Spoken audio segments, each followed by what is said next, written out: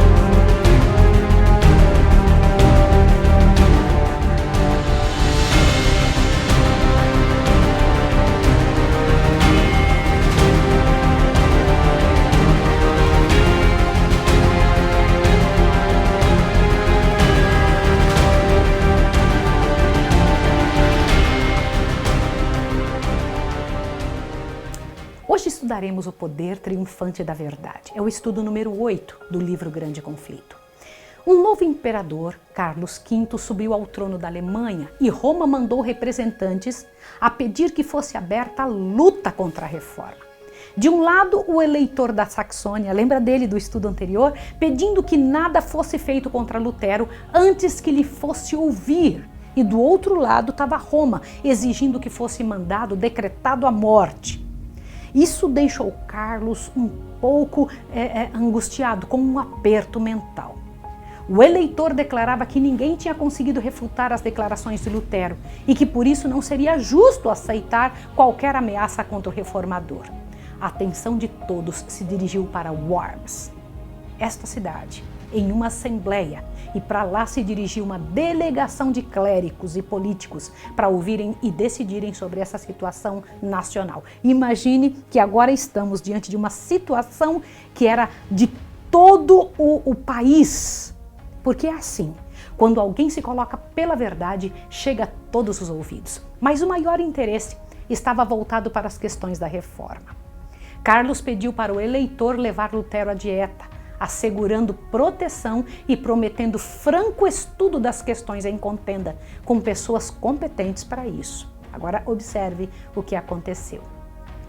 Eu vou ler para você esse pedaço para que você entenda melhor, para que você compreenda o que foi que aconteceu nesse momento. Olha só, Lutero estava ansioso por comparecer perante o imperador. Sua saúde, no entanto, achava-se muito debilitada. Não obstante, escreveu ao eleitor: se eu não puder ir a Worms com boa saúde, serei levado para lá doente mesmo como estou. Pois se o imperador me chama, não posso duvidar que é um chamado do próprio Deus. Se desejaram usar de violência para comigo, isso é muito provável, pois não é para instrução deles que me ordenam comparecer. Pondo o caso, eu ponho então os casos na mão do Senhor. Ainda vive e reina aquele que preservou os 3 jovens da fornalha ardente. Se ele me não salvar, minha vida é de pouca importância. Tão somente evitemos que o evangelho seja exposto aos escárnios dos ímpios e por ele derramado nosso sangue, de preferência deixar que eles triunfem. Não me compete decidir se minha vida ou minha morte contribuirá para a salvação de todos. Podeis esperar tudo de mim, exceto fuga e renúncia. Fugir não posso, e menos ainda me retratar. Presta atenção nessa. Houve geral excitação em Worms quando se soube que Lutero estava vindo. Então o diabo deu outra estocada na questão. Aleandro, delegado papal, quando soube que Lutero seria ouvido, mesmo quando o Papa já o havia condenado, mandou dizer o seguinte para Carlos, que aquilo seria como ofender o papado, lançando desdém à palavra do Papa. E Carlos escreveu ao eleitor dizendo que se Lutero não viesse para retratar-se, que ficasse em Wittenberg. Não contente com essa vitória, Aleandro tentou por toda astúcia a forçar condenar Lutero.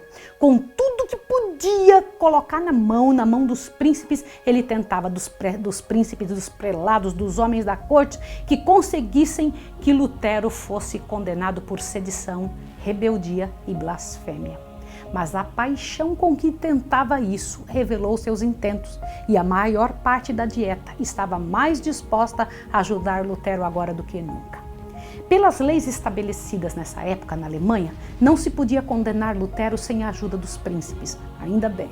Foi então chamado à dieta.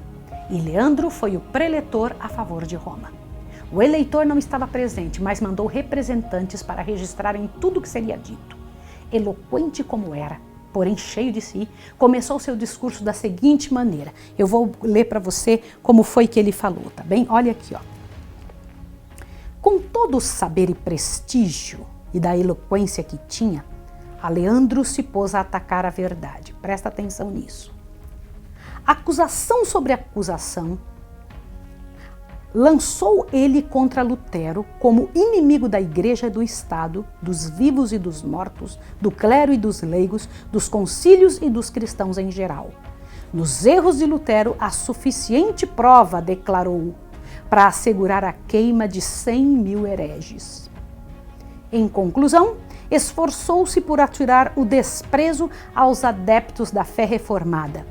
Os que são esses luteranos? Ele disse. Uma quadrilha de insolentes, pedantes, padres corruptos, devassos monges, advogados ignorantes e nobres degradados, juntamente com o povo comum, a quem se transferem dívidas e são pervertidos. Quanto lhe é superior o Partido Católico em número, competência e poder? Um decreto unânime dessa ilustre Assembleia esclarecerá os simples, advertirá os prudentes, firmará os versáteis e dará força aos fracos. Olha a conversa de Aleandro.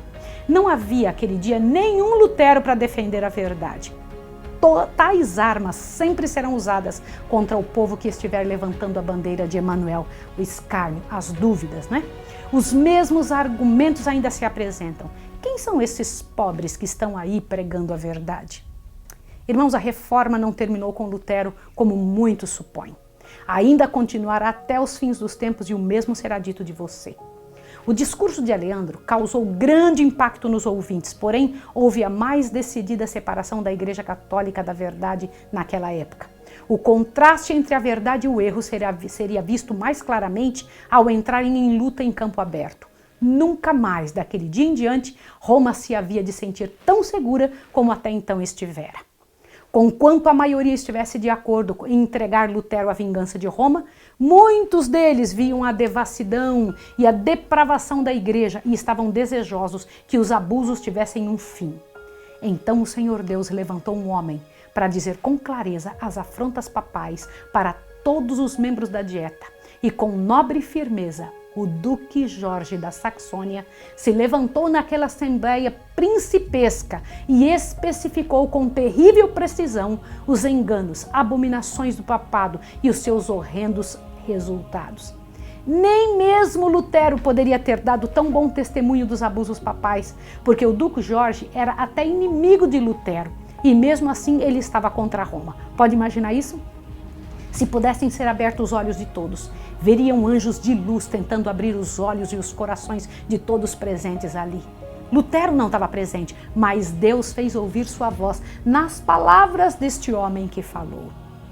Uma comissão foi aberta para determinar os abusos da igreja sobre o povo alemão e foi constatado o que Lutero pregava. Olha que coisa bonita! Quanta depravação! Quanta perda de almas foi constatada pela dieta, e isto sendo feito pela cabeça espiritual do cristianismo, o próprio Papa. Ele dava condição para que isso acontecesse. Foi consentido que Lutero viesse à dieta para explicação e ajuda, mesmo sobre os protestos e tentativa de impedimento por Aleandro. Foi mandado um salvo-conduto para que Lutero viesse, e os amigos estavam preocupados com a segurança do reformador. Mas a resposta de Lutero foi: não orem por mim. Orem pela palavra de Deus. Eu abomino minha vida e estou disposto a qualquer coisa para assegurar o que é a verdade. Bonito isso, né? Lutero não podia ir sozinho, mesmo com o enviado de Carlos para levar a dieta. Seus amigos decidiram acompanhá-lo e Melanchthon queria ir junto, mesmo que morresse. Mas o Lutero decidiu que Melanchthon deveriam permanecer algum tempo ali, porque se alguma coisa acontecesse com ele, daria sequência então aos trabalhos da reforma. Na viagem, viram quantos estavam sofrendo pelos interditos do papado e quanto de seus escritos estavam condenados, e por isso pessoas tinham ido à fogueira. Que triste. Assim mesmo decidiu ir, mesmo com os perigos que corria. No caminho passou também por Erfurt e ali pregou na capela onde antes tinha sido faxineiro. Parou para pensar isso? Pregou as palavras da vida e encheu-se uma tão grande multidão que quase não coube nas ruas ao redor. Qual era o assunto de Lutero? Cristo e seu perdão incondicional. Isso me enche o coração. Agora eu vou ler para você algo grandioso. Diz assim: continuou mostrando que a verdadeira fé se manifestará por uma vida santa. Visto que Deus nos salvou, ordenemos nossos trabalhos de tal maneira que possamos ser aceitos perante Ele. És rico? Administra teus bens à necessidade dos pobres. Se o teu trabalho é útil apenas para ti, o serviço que pretendes prestar a Deus é uma mentira. O povo estava extasiado, comendo, absorvendo o pão da vida. Lutero não comentou nada sobre os perigos que passaria, não tentou buscar simpatia ou pena, mas somente o trabalho de Deus foi exaltado.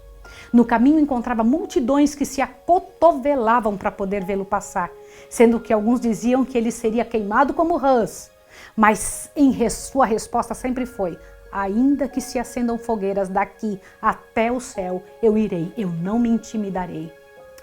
A notícia de sua chegada a Worms fez grande comoção e amigos preservavam por sua segurança. Foi aconselhado a parar num castelo de um amigo. Olha só, presta atenção nisso. Disseram para ele, parar aí no castelo de um amigo, né?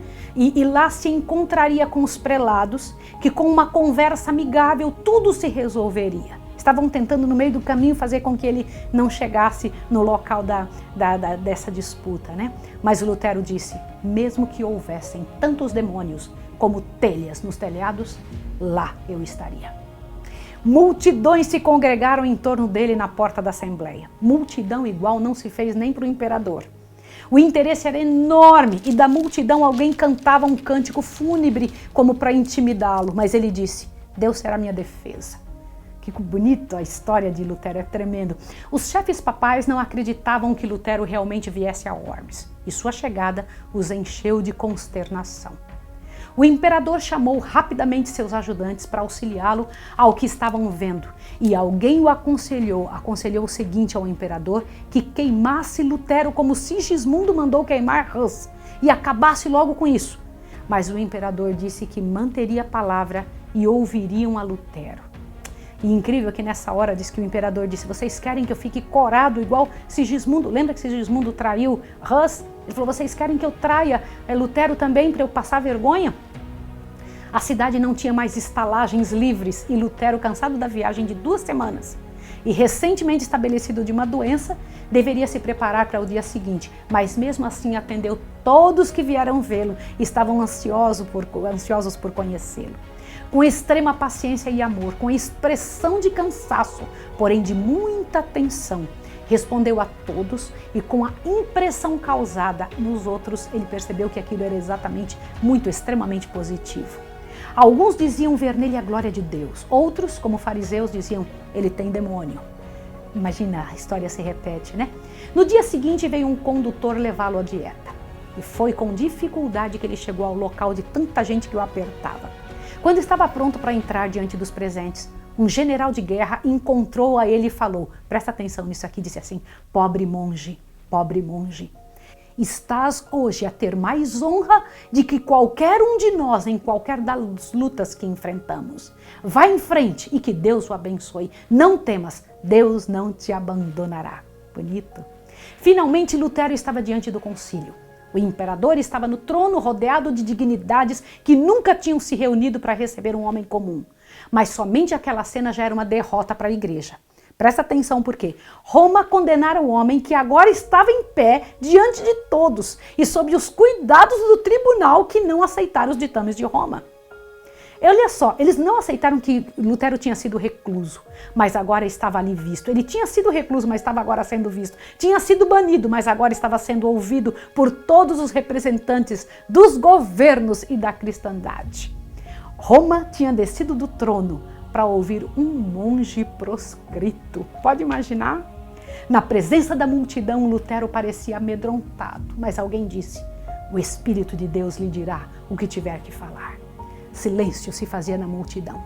Então um oficial se levantou e apontou os escritos perguntando se Lutero reconhecia aqueles escritos como sendo seus, se estava disposto a retratar-se das coisas ali escritas, e começou a ler os títulos de cada escrito. Quanto à primeira pergunta, Lutero disse: sim, esses são meus escritos. Mas quanto à segunda, ele falou assim: eu preciso falar uma coisa para vocês. Eu vou ler aqui o que foi que ele disse, tá? Vamos ver aqui o que ele disse. Sereníssimo imperador, ilustres príncipes, graciosos fidalgos, disse Lutero, compareço nesse dia perante vós em conformidade com a ordem a mim dada, e pela mercê de Deus, conjuro vossa majestade e vossa augusta alteza a escutar com graça a defesa de uma causa que, estou certo, é justa e verdadeira. Se por ignorância eu transgredir os usos de etiquetas das cortes, rogo-vos perdoar-me. Olha, você percebeu que Lutero tinha tato e educação? Todos começaram a ficar impressionados. Então ele disse: sim, esses escritos são meus. Agora, quanto ao que está escrito, por favor, me dá um dia de tempo para que eu possa estudar e voltar e falar para vocês, para ver se tem alguma coisa que eu possa me retratar. As pessoas ficaram olhando aquilo. Diante disso, mostrou prudência. E mais uma vez se viu observado pelos inimigos derrotados e pelos amigos escudados. Voltou para o seu lugar e o temor e tremor o abateu. Foi a primeira vez que nós vimos Lutero amedrontado e incomodado. Rogou ao Senhor com o rosto em terra que o ajudasse a sair daquela situação e clamou pedindo a Deus que o ajudasse de maneira especial. E foi a providência do céu que fez com que Lutero parasse para orar, para não confiar em si mesmo. Parecia que estava a lutar com Deus como Jacó no Vale de Jaboque e queria sair vencedor, porque a verdade de Deus estava em jogo e ele queria fazer o certo, queria fazer o correto diante dos inimigos, mas não se achava preparado para honrar desta forma o nome de Deus e o nome da verdade a ele confiada. Então Deus o fortaleceu. Lutero então analisou bem o que deveria falar. Orou entregando-se a Jesus, colocando a mão esquerda. Olha que coisa bonita, hein? Diz que ele colocou a mão esquerda sobre a Bíblia e a direita levantada em juramento, prometeu ficar fiel, mesmo às custas de sua própria vida. Ao sair e ser de novo introduzido à presença da dieta, não trazia traços de cansaço e nem embaraço. O oficial imperial perguntou então o que ele havia decidido. E Lutero, calmo e respeitoso, falou sem níveis de paixão diante de todos os que o ouviam. Eu vou ler aqui o que foi que ele falou. Presta atenção. Olha só. Então ele disse: Sereníssimo Senhor, não me retratarei. Os escritos são meus, mas não posso retratar-me. Foi pedido então que repetisse em latim o que havia dito em alemão. E mesmo exausto pelo esforço, o fez. E aqueles que não tinham dado ouvidos ao que ele tinha falado antes, agora tinham prestado atenção, o mesmo discurso falado com a mesma eloquência. Quando terminou, um dos prelados perguntou irado: retratas-te ou não? Responda diretamente. Ele então disse calmamente: visto que vossa sereníssima majestade pede, farei o que pedes. Não posso submeter minha fé, quer ao Papa, quer a qualquer concílio, porque é claro como o dia que eles estão frequentemente errados e ficado um contra o outro. Portanto, a menos que eu seja convencido pela palavra de Deus que estou errado, não me retratarei, porque é perigoso a um cristão ir contra a sua consciência. Aqui permaneço e que Deus me ajude. Imagine isso.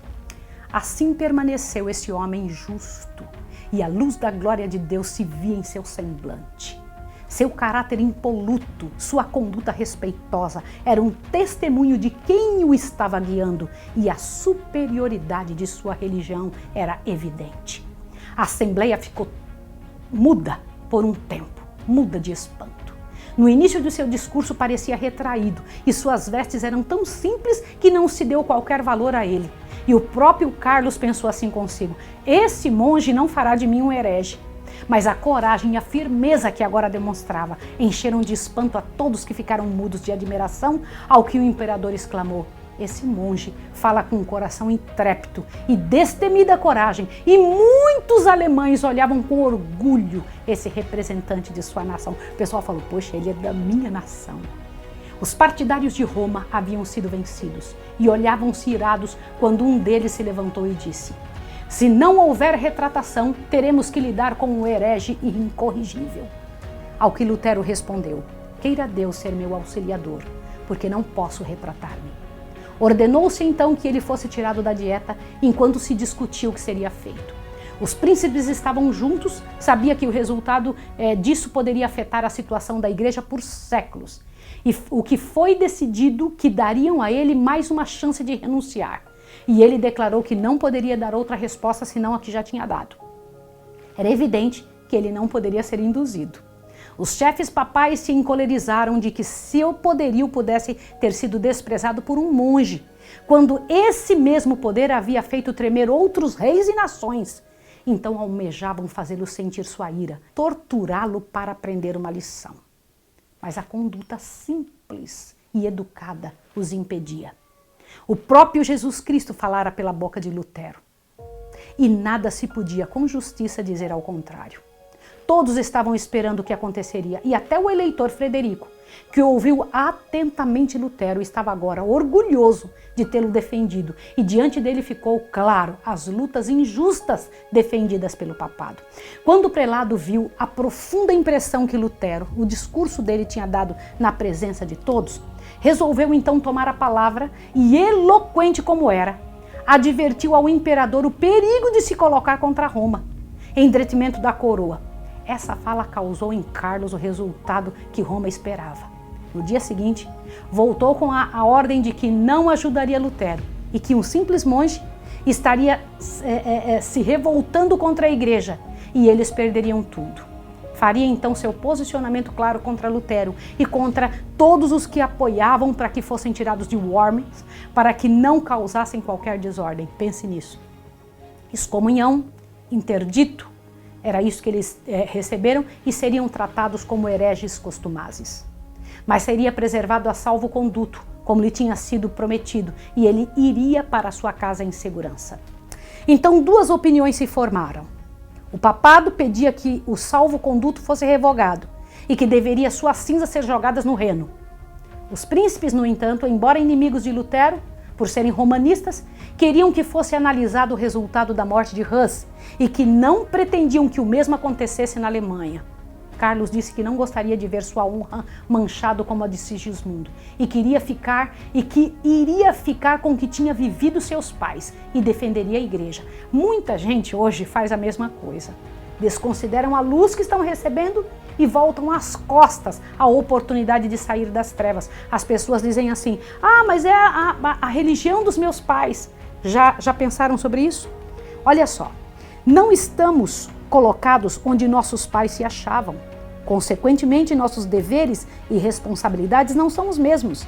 Não seremos aprovados por Deus olhando para o exemplo de nossos pais a fim de determinar nosso dever, em vez de pesquisar por nós mesmos a palavra da verdade. Nossa responsabilidade é maior do que a que foi de nossos antepassados. Somos responsáveis pela luz que recebemos e que nos foi entregue como herança. Somos também responsáveis pela luz adicional que hoje, da palavra de Deus, está a brilhar sobre nós. O mesmo poder divino que estivera na sala de Pilatos e de Félix, no tempo de Paulo, estava naquele dia lutando com o coração de todos, de Carlos e de muitos que pela última vez naquela assembleia ouviram falar da verdade. E eles cederam à sugestão do orgulho e política mundanos e fecharam a porta e decidiram rejeitar a luz. A Alemanha estava em luto. Por todas as partes se viam cartazes nas praças, nas portas, alguns a favor e outras contra o reformador. E em uma delas havia a seguinte declaração: ai de ti, ó terra, cujo rei é criança. Carlos rapidinho entendeu que aquilo era para ele. E decidiu-se que qualquer coisa feita contra Lutero demandaria uma tremenda luta contra a coroa. Qualquer injustiça cometida contra Lutero faria perigo à coroa. Eles começaram a perceber. Frederico da Saxônia tentava esconder o afeto e admiração que sentia por Lutero.